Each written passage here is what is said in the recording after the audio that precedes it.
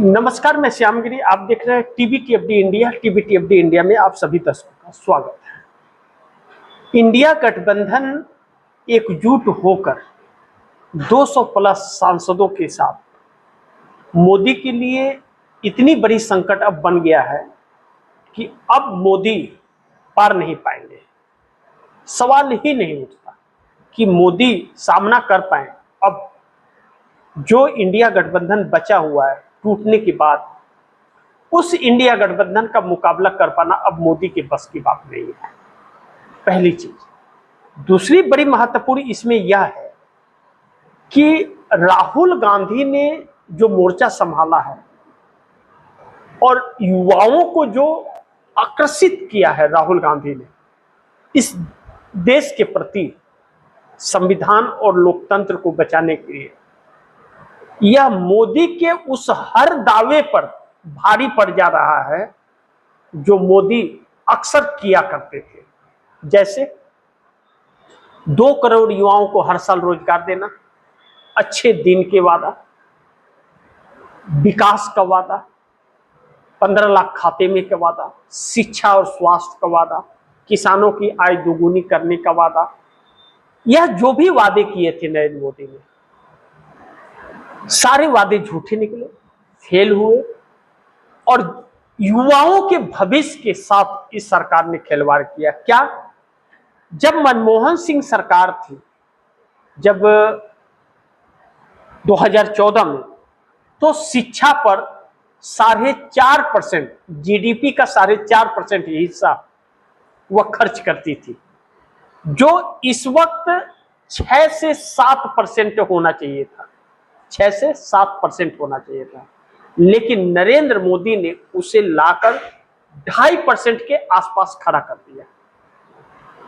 2.5% के आसपास ला करके खड़ा कर दिया और 1 लाख सरकारी स्कूलों को बंद करा दिया। यह शिक्षा के हालात हैं।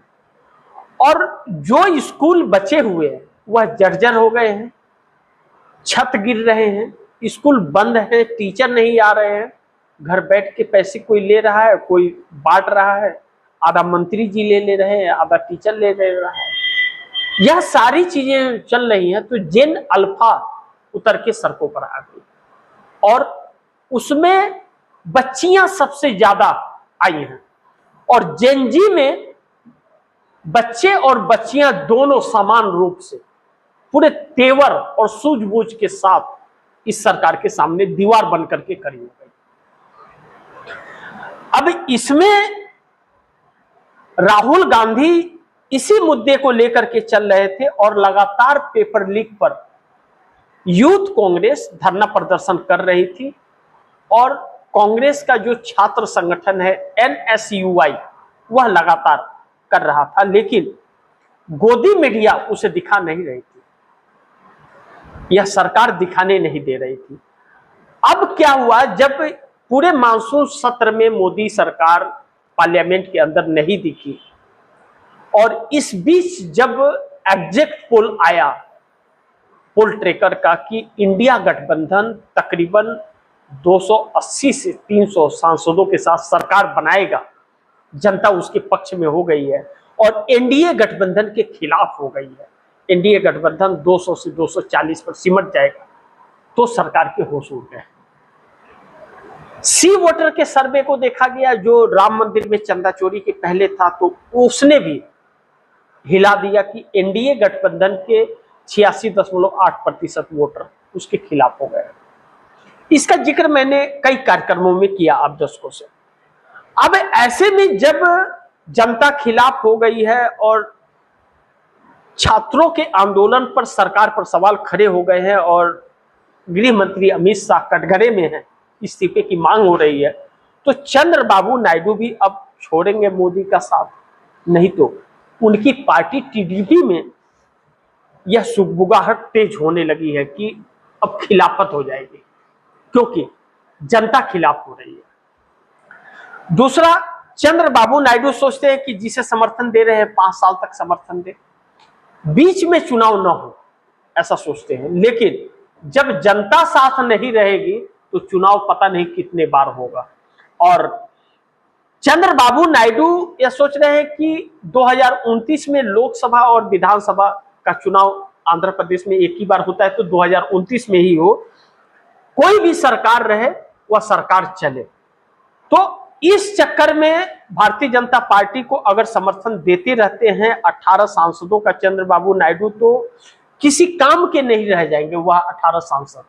मध्यवर्ती चुनाव में चली जाएगी तो चंद्रबाबू नायडू चुनाव हार जाएंगे, तो जो हाथ वह भी हाथ से निकल जाएगा।